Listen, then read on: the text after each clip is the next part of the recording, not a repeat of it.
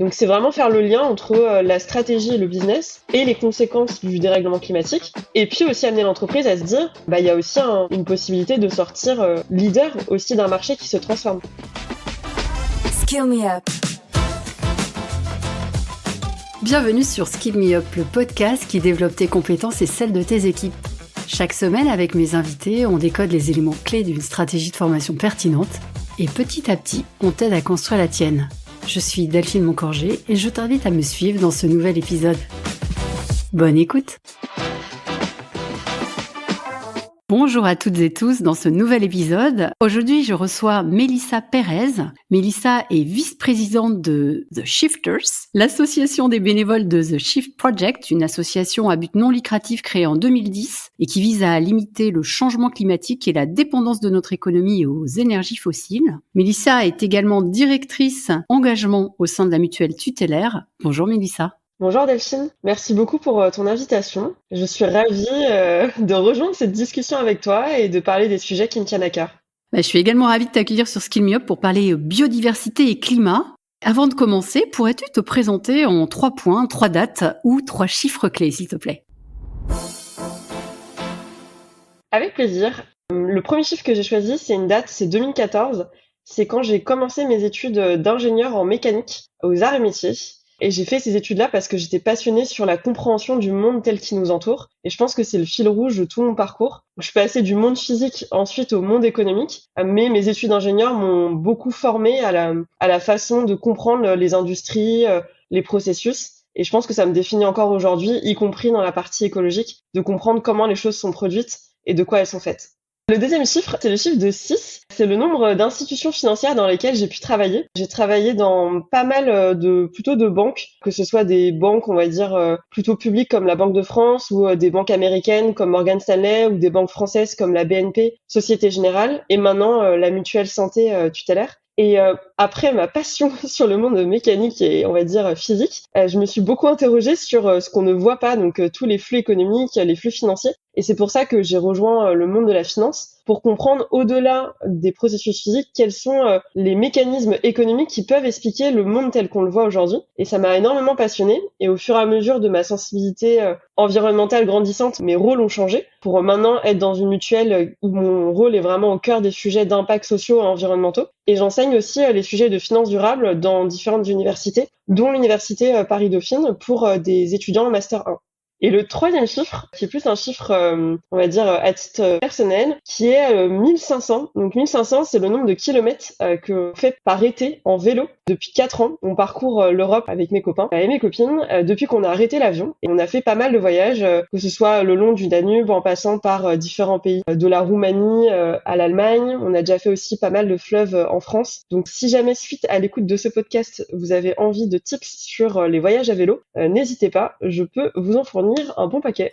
Waouh, c'est super ça. C'est fait beaucoup de kilomètres quand même, hein. On fait ça sur 1 mois. Et oui. Là, tu poses la bonne question. C'est le temps long. Donc, on condense les vacances sur. Alors, je sais que tout le monde n'a pas cette possibilité, mais on peut aussi faire des week-ends. Ceux qui sont en région parisienne, il y a des itinéraires très sympathiques le long de la Marne, donc au bout du RER A, en une journée, il y a moyen de se dépayser aussi. Super. Merci Mélissa.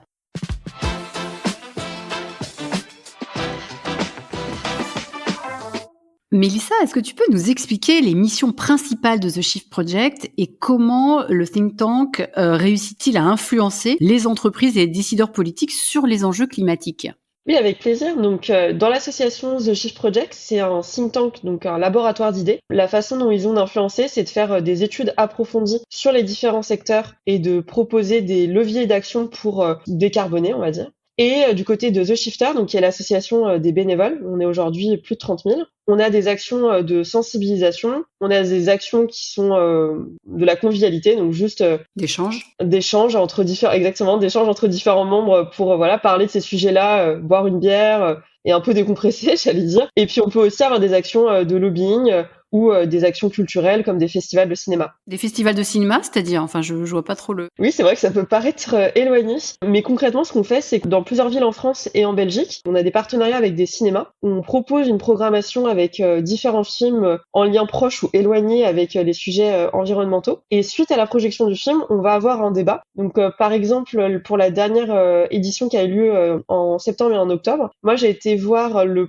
film qui s'appelle Le procès d'un chien, qui raconte l'histoire d'un pauvre chien qui a eu le malheur de mordre pour la 3e fois quelqu'un et du coup qui est condamné à mort, enfin, à l'euthanasie. Et donc c'est le procès de ce chien en disant est-ce qu'il mérite ou pas, quel est le droit ou pas d'un animal d'être finalement sauvage. Et la projection de ce film a suivi avec une table ronde où il y avait la réalisatrice du film, mais aussi une juriste spécialisée sur les droits de la nature, où elle a pu présenter un petit peu les enjeux de finalement quels droits ont les animaux. Aujourd'hui, ils sont considérés presque comme des objets. Quels droits ont aussi les autres objets tels que considérés dans la loi liés à la nature. Par exemple, quel est le droit d'un fleuve de se défendre vis-à-vis de la pollution qu'il peut avoir. Et donc c'est un moyen sympathique. Alors là, c'est un sujet, on va dire, assez intéressant d'un point de vue juridique et philosophique, mais ça permet de passer une bonne soirée tout en apprenant quelque chose au passage. Ouais, et d'ouvrir la discussion. Et donc, tu es en charge du département engagement, avec plus de 30 000 bénévoles. Quels sont les plus grands défis pour coordonner autant de projets, autant d'individus autour d'une même vision environnementale ? C'est une bonne question. Alors déjà, quand je suis arrivée, on était 2000, donc l'association a beaucoup grandi. Je suis arrivée en plein Covid, et puis heureusement, voilà, il y a pas mal de gens qui sont, on va dire, rejoint l'association pour aider. Le premier point, c'est de renoncer à coordonner.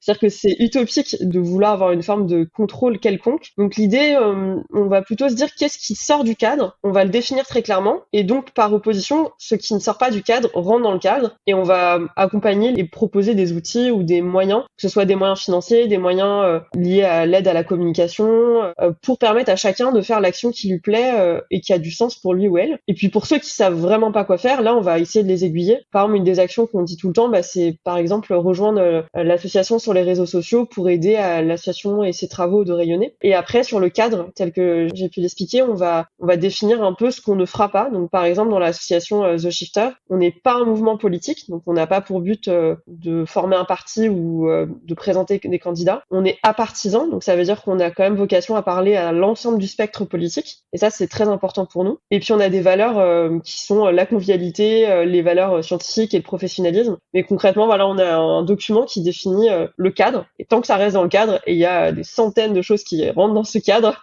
tout est possible. Donc ça, c'est un des premiers points. Ok. Alors, on dit souvent que pour bien agir en entreprise, il faut souvent commencer par convaincre le codir.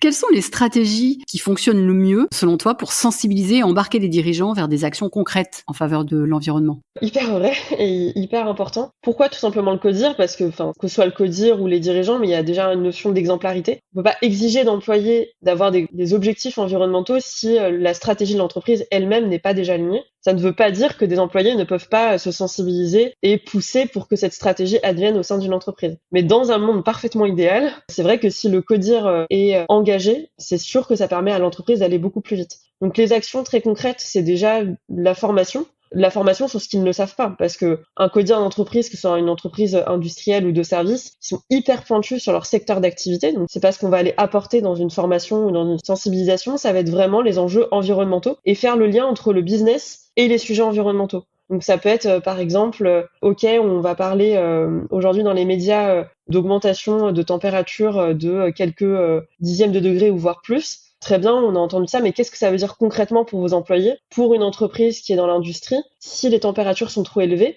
par exemple dans le bâtiment, c'est même tout simplement impossible, et la loi même l'interdit, d'avoir des employés qui travaillent sous 50 degrés. Donc c'est vraiment faire le lien entre la stratégie et le business et les conséquences du dérèglement climatique. Et puis aussi amener l'entreprise à se dire, il y a aussi une possibilité de sortir leader aussi d'un marché qui se transforme. Il y a des nouvelles réglementations en place, il y a des changements d'usage. On voit sur les véhicules électriques ou sur l'alimentation. Mais donc d'être plutôt suiveur que d'en pâtir si on n'a pas pris en compte que la société a changé et que les contraintes environnementales ont elles-mêmes changé. Et là, tu mentionnais surtout des entreprises, on va dire, de l'industrie, où c'est peut-être plus visible. Est-ce que pour les entreprises des services, ça marche aussi ? Enfin, je veux dire, comment tu recommandes de calculer leur empreinte écologique ? Quels aspects elles doivent considérer, elles, pour obtenir une évaluation précise ? Comment ça se passe ? Oui, exactement. Ça tombe bien, c'est un de mes cœurs d'expertise puisque je travaille dans la finance et la finance est quand même un secteur de service. Donc le premier point, c'est qu'il faut se rappeler qu'un secteur de service est toujours en soutien ou a dans ses clients ou des fournisseurs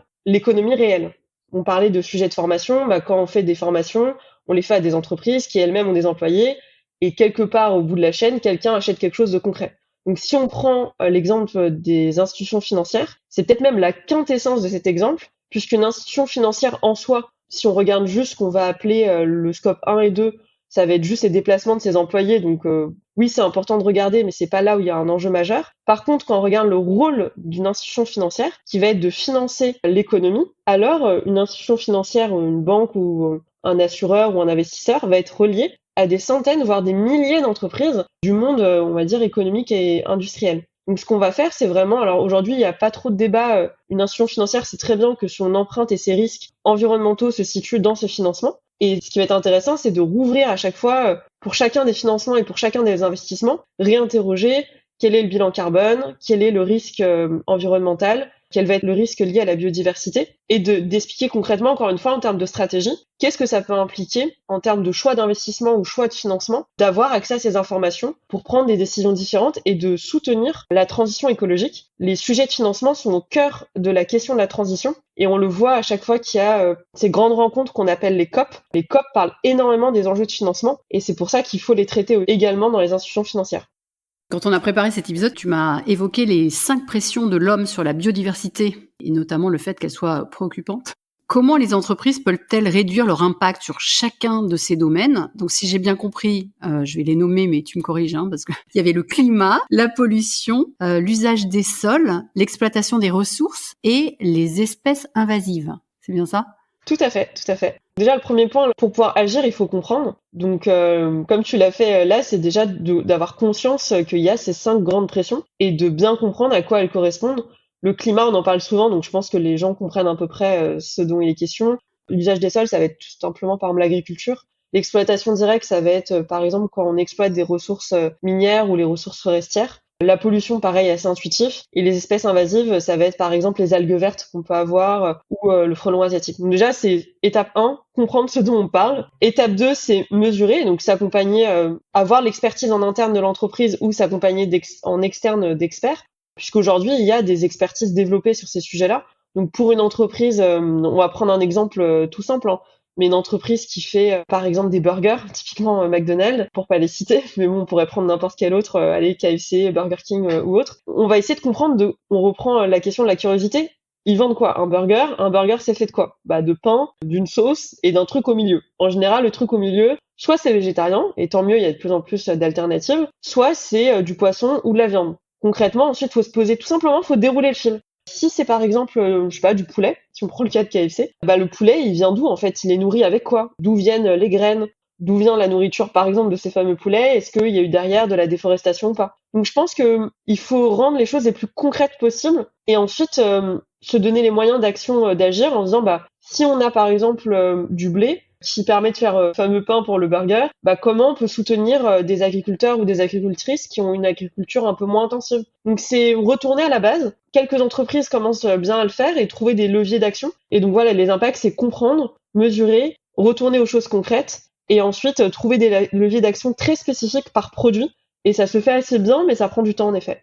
Quand j'ai commencé dans les achats, on faisait ce parallèle-là pour retrouver les coûts à tous les niveaux de la production. Sauf que là, en fait, c'est pas pour retrouver les coûts, c'est plus pour retrouver la façon dont ça a été produit, avec quels matériaux, etc. Mais c'est un peu la même mécanique, en fait. Et c'est remonter la chaîne. Exactement. Et tu évoques un point hyper important, c'est à la fois de comprendre les impacts et les coûts qu'on a, et inversement, quelque chose qui est très puissant du point de vue, on parlait des codires et des entreprises, c'est de comprendre que finalement, peu importe quelque part l'impact qu'on a, on est dépendant de ce que la nature peut offrir. Donc par exemple pour les agriculteurs, mais ils en sont extrêmement conscients, on est dépendant qu'il y a de l'eau qui tombe, qu'il y a du soleil, que voilà, il n'y a pas trop de sécheresse ou autre. Donc c'est la question impact et la question dépendance qui sont importantes à prendre en compte.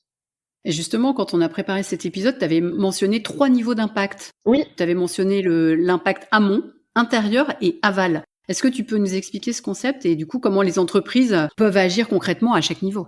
Oui, tout à fait. Alors, t'as raison, c'est ce qu'on appelle dans le jargon, et là, il faut rester avec moi, les histoires de scope. Donc, on appelle scope 1, scope 2, scope 3. Concrètement, si on regarde la définition, le scope 1 et 2, c'est comme si pour une entreprise, on prenait une cloche en verre et qu'on la mettait au-dessus de toutes ces installations qui lui appartiennent. Et donc, on va la regarder concrètement. Pour le scope 1, c'est tout ce qui va être lié aux enjeux directs. Donc, ça peut être les effets qui sont liés aux empreintes liées à l'industrie. Le scope 2, ça va être tout ce qui est lié à l'énergie. Donc, les énergies qui sont achetées. Donc, en France, on a de l'énergie décarbonée, mais il y a d'autres endroits dans le monde où il y a d'autres formes d'énergie, le charbon, le pétrole, le gaz, etc. Et le scope 3, tu as tout à fait raison, c'est tout ce qui est en amont et en aval. Donc, concrètement, les fournisseurs, tout ce qui est en amont, et en aval, les clients. Donc, si je prends un exemple concret pour une entreprise d'automobile, le scope 1 et 2, ça va être sur la partie purement liée au site industriel. Quelles sont les empreintes écologiques, je parle de bilan carbone, mais c'est pareil pour la biodiversité, qui sont sur le site industriel, de quoi on a besoin sur le site exactement pour que ça fonctionne. En amont, ça va être par exemple tous les métaux qui sont nécessaires pour faire la tôle, l'acier qui constitue par exemple la carcasse, le plastique des voitures. Et en aval, ça va être ma voiture, a priori, pour qu'elle bouge et qu'elle roule, sinon elle n'a pas d'intérêt. Il faut lui donner de l'énergie, c'est pas comme le vélo, l'énergie c'est les muscles. Et du coup, ça va être quelle énergie on met dans la voiture. Et donc pour le secteur par exemple automobile, intuitivement, on comprend bien qu'un énorme enjeu, ça va être de quoi la voiture a besoin pour rouler. Et donc, est-ce qu'elle roule au pétrole? Est-ce qu'elle roule à l'énergie, par exemple l'électricité? Et de quelle électricité on parle? Alors si on revient maintenant de façon plus globale à l'engagement des citoyens dans les projets environnementaux, quels sont pour toi les leviers efficaces pour justement susciter un changement, un vrai changement, on va dire, un réel changement de comportement au niveau individuel, qui va au-delà du déclaratif, au-delà de je trie mes déchets, enfin bon, on a dépassé ce stade je pense, mais bon. Qu'est-ce que c'est pour toi les leviers efficaces? Oui, c'est une bonne question. Si on revient au point sur l'empreinte carbone, la première étape, c'est toujours la même, c'est de faire son empreinte carbone individuelle. En fonction de son mode de vie, on a des leviers d'action différents. Donc ça, c'est le premier point. Il y a des outils, et je pourrais passer les liens pour les mettre éventuellement dans l'épisode. Le deuxième, c'est quand même se rendre compte que on a quand même des similarités entre tous les Français et les Françaises. Il y a l'alimentation. Il y a une étude qui était sortie, je dis pas que ça devrait être le cas, mais si tous les Français devenaient végétariens, ça serait déjà énorme pour réussir les accords de Paris. Évidemment que ça sera jamais le cas, pour plein de raisons culturelles et aussi c'est ok d'avoir chacun ses plaisirs, j'allais dire carbonés, mais la viande rouge, notamment, c'est un énorme sujet. Et il faut se rappeler d'un truc simple, c'est plus l'animal d'où provient la viande est gros, plus il émet des émissions. Le bœuf, très très gros, donc beaucoup d'émissions. Le poulet, plus petit, donc moins d'émissions. Donc déjà, ça peut être un truc assez simple à garder en tête. Si on peut troquer son steak de bœuf pour un poulet, c'est déjà vraiment beaucoup mieux. Et après, il y a les enjeux qui sont liés au déplacement. Donc, quand c'est possible, dans les métropoles dans lesquelles il y a accès à des alternatives, prendre le vélo ou les transports en commun et éviter la voiture individuelle. Et si on n'a pas le choix pour la voiture, ce qui arrive dans plein d'endroits, privilégier le covoiturage. Et le dernier point, alors là, ça va être le point sensible, mais c'est le sujet de l'avion, pour la question des loisirs. Là, pour le coup, l'avion, on a beau le tordre dans tous les sens, c'est vraiment quelque chose à éviter au maximum, voire arrêter de prendre l'avion. Et pour donner un chiffre pour un peu concrétiser tout ça, aujourd'hui, si on veut réussir les accords de Paris, l'empreinte carbone d'un Français ou même de tout habitant sur la planète, ça devrait être 2 tonnes de CO2 par an. Un aller-retour Paris-New York en avion, c'est 1,7 tonnes de CO2. Donc, à moins de plus rien faire dans l'année, ce qui est quand même extrêmement compliqué, il faut se rendre compte que c'est pas très compatible. Il y a des alternatives qui commencent à exister d'aller en voilier aux États-Unis, mais bon, pas très simple. Et le dernier point qui a émergé récemment, on va dire, dans la recherche scientifique, c'est l'impact lié au numérique. Aujourd'hui, on sait que l'empreinte numérique au niveau mondial, donc l'usage des appareils électroniques, l'usage de regarder des vidéos en ligne, ça représente autant que l'empreinte carbone au niveau mondial de l'aéronautique. Ouais. Aujourd'hui, l'usage des vidéos en ligne, l'usage du machine learning, des data centers, etc., c'est pas du tout virtuel. Il faut se rendre compte qu'il y a énormément d'infrastructures. Toujours se poser la question d'où ça vient. Et donc, tout simplement, là, les gestes, c'est... déjà, pour sa santé mentale personnelle, je sais que tu as fait des épisodes sur ces sujets-là, se poser la question de la déconnexion. Et si on regarde des vidéos, essayer de réduire le HD en un peu plus faible comme qualité vidéo. Franchement, on voit pas la différence. Si vous êtes comme moi, myope, franchement, je vous assure qu'on fait vraiment pas la différence. Ok, donc ça c'était d'un point de vue individuel. Maintenant, au niveau des entreprises, puisque nos auditeurs sont plutôt des DRH et des directeurs formation, si elles veulent jouer ce jeu, si elles veulent participer et jouer un rôle dans la préservation de la biodiversité, est-ce que tu pourrais nous donner des exemples de mesures simples qu'une entreprise pourrait adopter pour limiter son impact sur la biodiversité ? Oui, alors pour des DRH, le premier point, c'est d'avoir une action qui est de former ses collaborateurs à ces sujets-là, pour que déjà chacun des collaborateurs puisse ensuite trouver les bons leviers avec son expertise métier pour réduire l'empreinte de l'entreprise. Ça, c'est le premier point. En tant que DRH, j'allais dire, c'est peut-être même là le cœur de l'action d'un DRH. Et ensuite, ça dépend de chaque entreprise. Si on prend l'exemple des institutions financières, oui, c'est hyper important que les collaborateurs et collaboratrices limitent, par exemple, l'usage de la voiture pour aller au boulot, mais 90% de l'empreinte carbone d'une entreprise financière est dans ses investissements. Donc, il faut vraiment pas se tromper de combat. On sait tous que l'énergie, les moyens, le temps dans l'entreprise est quand même limité. Donc, il faut vraiment faire un calcul de se dire c'est où les grands sujets sur lesquels on a un impact important. On parlait des sujets des entreprises agroalimentaires. Il faut pas se tromper de sujet et aller regarder là où il y a des quick wins et là où il n'y a pas du tout des quick wins, mais c'est quand même un enjeu majeur et donc il faut quand même s'impliquer au maximum dessus. On voit que dans tout ce que tu nous racontes, la formation joue quand même un rôle, la sensibilisation et la formation, du CODIR, des collaborateurs, etc. Donc, tout à fait. Ça a bien sa place sur Skill Me Up. Je te propose maintenant de passer aux questions signature du podcast.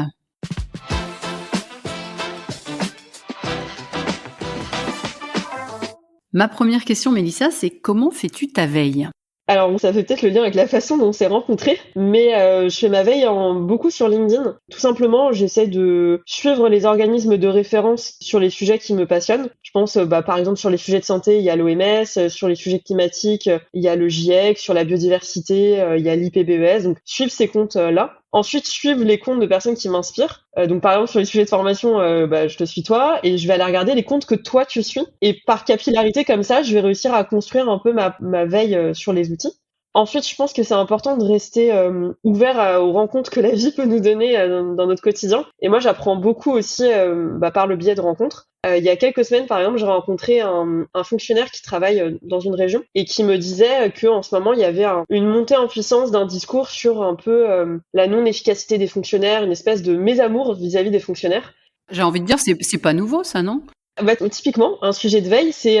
moi, j'avais l'impression que c'était pas forcément nouveau, mais la veille, ça veut dire détecter un changement dans l'actualité. Donc ça s'amplifie, ça veut dire. Et donc ça s'amplifie, et donc ça se ressent dans le discours, dans même des fois des actes de, j'allais dire, presque de violence que peuvent ressentir certains fonctionnaires dans leurs interactions. Et puis voilà, on a eu cet échange-là, et puis j'ai appris quelque chose en me disant, c'est vrai, finalement, peut-être qu'on devient plus vigilant quand on fait attention aussi à ce que les autres peuvent nous dire de leur quotidien. Et puis le troisième point, je dirais qu'il est peut-être plus personnel, c'est en restant curieux, donc c'est en se disant si je comprends pas quelque chose, c'est de poser la question, c'est de chercher sur internet et de garder du plaisir dans la veille. Ça doit pas du tout être quelque chose subi, mais de rester curieux sur des sujets qui peuvent être, là on a parlé beaucoup d'environnement, mais des sujets qui nous passionnent à titre personnel. C'est ça. Et souvent des sujets connexes qui nourrissent notre créativité, notre imagination et reviennent ensuite rayonner sur notre sujet de base. Ouais. Tout à fait. Quelle est la formation qui a eu le plus d'impact sur toi et pourquoi ?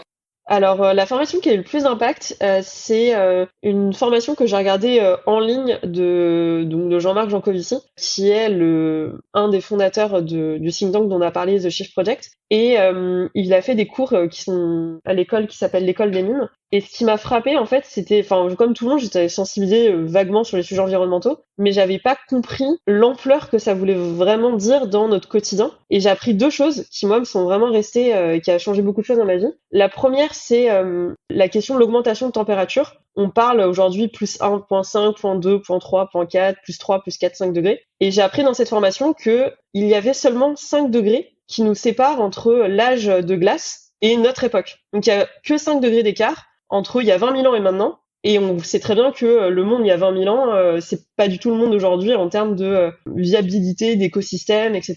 Et donc je me dis, en fait, quand on parle de plus 4, plus 5 degrés, faut se rendre compte de ce que ça signifie. Et moi, je l'ai vraiment réalisé à ce moment-là. Et le deuxième apprentissage qui m'a beaucoup touchée, c'est que à la base, moi, j'étais beaucoup plus impliquée sur les sujets égalité des chances, égalité homme-femme. Et j'avais pas du tout percuté que le dérèglement climatique et tous les sujets liés à la biodiversité allaient avoir des implications très très fortes pour les personnes vulnérables. Et comme on sait que les personnes vulnérables, c'est les personnes plutôt sous le seuil de la pauvreté, et que les personnes sous le seuil de la pauvreté, il y a en 70% ce sont des femmes, ça crée un lien très fort entre ma sensibilité, on va dire, sociale et ma sensibilité écologique, que j'avais pas du tout fait entre les deux. Enfin, c'est peut-être un peu méchant à dire, mais les pandarous, personnellement, c'est pas ça qui a fait que je m'engage aujourd'hui sur le climat. C'est vraiment les sujets sociaux. Et ce que ça a impliqué dans ma vie, un peu des grands changements. Plus d'avions, faire des voyages à vélo, donc ça a changé mes vacances. J'ai rejoint l'association dont on a parlé, qui représente quand même en bénévolat 1 jour par semaine depuis maintenant 4-5 ans. J'ai changé d'entreprise aussi et j'ai rejoint l'entreprise à l'époque Carbon 4 Finance et puis maintenant l'entreprise mutuelle tutélaire. Donc ça a un peu changé tout, on va dire, la façon dont je vis, les amis que j'ai pu avoir et les actions que je peux faire au quotidien. Donc pas mal de choses finalement. Donc tu conseilles cette formation à plusieurs personnes alors, parce que si ça peut changer autant ta vie, peut-être que ça aura d'impact sur les autres? Oui, carrément, et je pense qu'il y en a beaucoup qui l'ont déjà vu, mais en tout cas, je conseille en effet de au moins tenter de regarder ça ou d'autres sujets. Mais moi, c'est vrai que c'est quelque chose qui a vraiment changé pour le mieux. J'allais dire, franchement, le vélo, je pense que j'aurais jamais fait les voyages que j'aurais fait et qui aujourd'hui sont une des choses qui me font le plus plaisir dans mon année. Donc oui, je pense qu'en effet, je la recommanderais.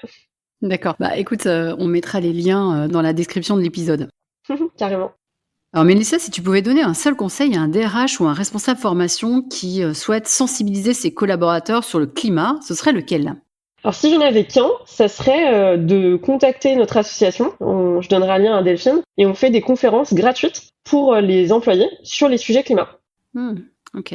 Et concernant la biodiversité?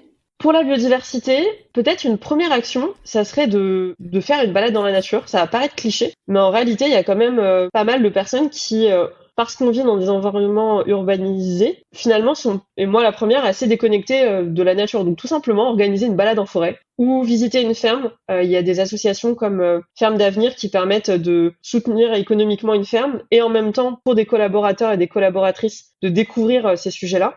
Ça, on va dire, c'est le moment déclic pour se dire, ah tiens, quand même, ça serait intéressant de se rapprocher de ces sujets et de se rendre compte qu'ils existent.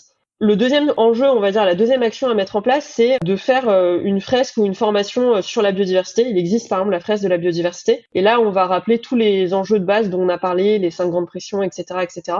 Et ensuite, le troisième, c'est s'il existe des personnes au sein de l'entreprise qui ont cette expertise, ou si cette expertise existe en externe, de proposer des formations pour les collaborateurs, mais spécifiques aux enjeux de l'entreprise. Donc encore une fois, comme on a pu discuter avant, en fonction des grandes pressions, Contextualiser quoi. Ouais. Contextualiser exactement pour que c'est de la pertinence et que c'est du sens et de l'impact. Encore une fois, vis-à-vis de la stratégie de l'entreprise et de la capacité à la mettre en œuvre. Quelle actu récente ou prochaine aimerais-tu partager avec nous, Mélissa?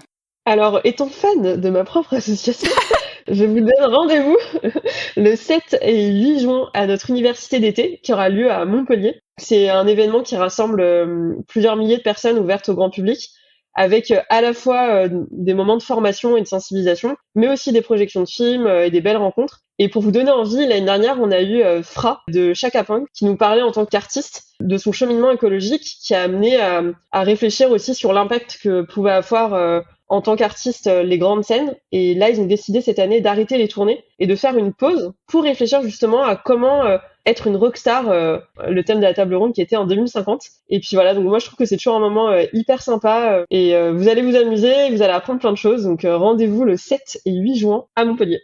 D'accord, tu auras des coordonnées à me donner pour qu'on puisse... Oui, carrément. Ok, ça marche, génial. Dernière question, aurais-tu une suggestion d'invité pour un prochain épisode de Skill Me Up? Alors oui, j'en ai même deux. Un sur les sujets de formation qui sont liés à l'environnement. Une personne qui s'appelle Raphaël Luroy, qui est dans une association qui s'appelle l'École Être. C'est une association qui permet à des jeunes qui sont en décrochage scolaire de se former à des métiers utiles à la transition. Par exemple, réparateur de vélo, technicien sur les énergies renouvelables. Et tous les ans, il accompagne des promotions de dizaines d'élèves qui retrouvent un emploi et en plus utile à la transition. Et je suis super fan. Et ensuite, sur les sujets qui sont plus liés, pour varier, parce qu'on va pas parler que d'environnement, mais pour parler des sujets liés à la tech et à l'impact, Adrien Morvan, qui travaille à Doctolib et qui est spécialiste des sujets de machine learning. Donc peut-être pour ouvrir à d'autres sujets de comment la data, quand elle est utilisée de manière utile, peut être utile aussi à de l'impact positif. Super, merci. 2 pour le prix d'un, j'achète. Exactement. Ça, c'est gratuit. Ouais, ça c'est gratuit. Et puis c'est pas mauvais pour l'environnement pour le coup. Et j'en profite pour te remercier déjà pour ton invitation, pour recommander pour tous ceux qui écoutent cet épisode d'écouter les autres. Il y a vraiment des sujets très variés, à la fois sur la santé mentale, mais pas que, sur des sujets vraiment très très diversifiés. Donc vraiment merci pour ton invitation là-dessus. Et puis à te suivre également, pourquoi pas sur LinkedIn pour apprendre d'autres choses sur les sujets de formation. Donc un grand merci à toi et puis à ta disposition si jamais tes auditeurs ont d'autres questions sur les sujets environnementaux.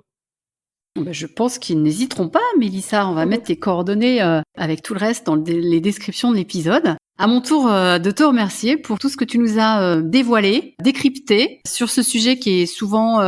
c'est un sujet pas facile à aborder en fait et ça fait peur. Donc du coup, je pense que les gens ont un peu du mal à rentrer dedans. Et là, je pense que tu nous l'as fait découvrir de façon un peu smooth et ça donne envie de s'engager. En tout cas, moi, j'irai faire un tour peut-être à Montpellier au mois de juin en vélo. Peut-être pas, hein, j'irai peut-être plutôt en train. Restons modestes sur nos compétences. Merci beaucoup Mélissa et à bientôt. Au revoir Delphine. Au revoir Mélissa.